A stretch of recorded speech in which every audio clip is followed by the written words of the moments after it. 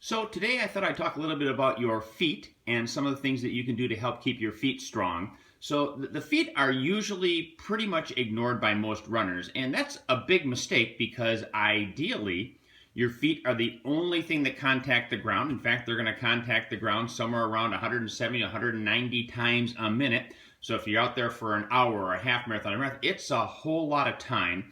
So paying attention to the feet is actually very important because the better you can be with your feet, usually the more you can reduce your risk of injury as well as just run a little bit better. So first thing we'll talk about is doing some curls. So what I'm talking about with curls here is trying to contract your arch. So I'll do my left foot first.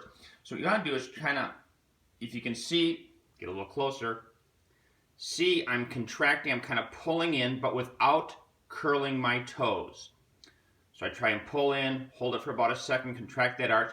I'll also show you my right foot because it may be difficult for you to tell in the picture. It is significantly easier for me to do my left foot than my right foot.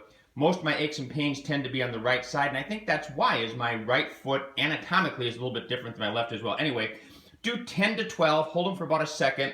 Contractions of that arch, the more you do this, the better off you get at it.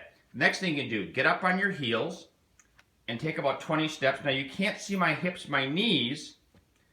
I'm trying to keep straight. So I'm lifting at the hip with a straight leg up and down on the balls of my feet for about 20, or excuse me, the heels of my feet. Then I'm gonna do the balls of my feet about 20. I'm not gonna do 20 for the sake of time.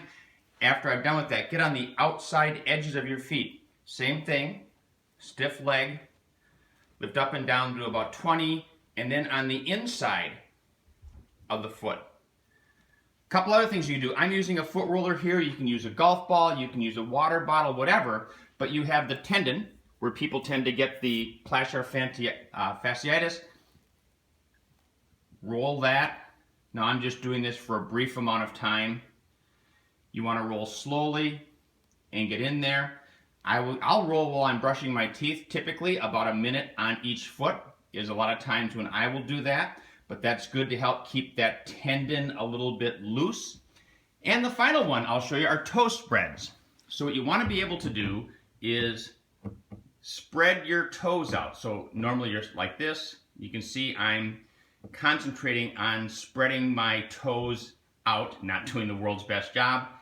If you get to be really good at spreading your toes out, you can take a rubber band and put that around that to make that a little bit more challenging for you to do. So take care of your feet, and your feet will help take care of you.